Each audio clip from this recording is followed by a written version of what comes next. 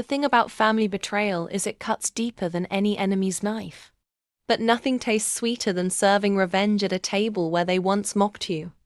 Growing up in Boston, my family made sure I knew my place beneath them. I was the forgotten daughter, the one who never fit their perfect picture. My sister was the golden child, my parents' pride. I was the scapegoat, blamed for everything, laughed at, dismissed. That life has a funny way of flipping the script. Years later, I built a tech empire from scratch, and the money came pouring in. Suddenly, the family who never had time for me remembered I existed. Calls every week, gifts, forced hugs, and fake love that dripped like poison honey. So I set the stage. I invited them to dinner at one of the most exclusive restaurants in Manhattan.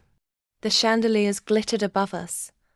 The wine was older than my sister's dignity, and the tension was thick enough to slice with a knife.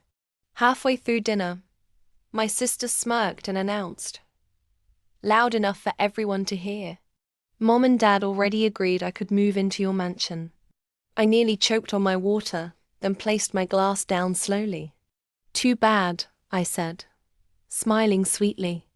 "I already sold my mansion to a couple just last week." Their forks froze mid-air. The gasps echoed. Faces drained of color.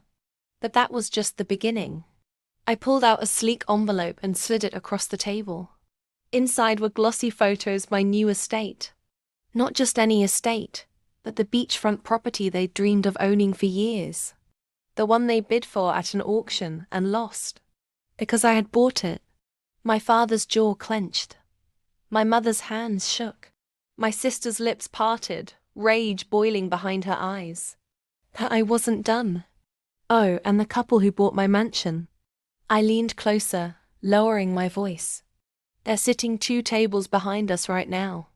And they told me they can't wait to tear down every inch and build a brand new villa. So, I smirked. "Even your fantasies are dust."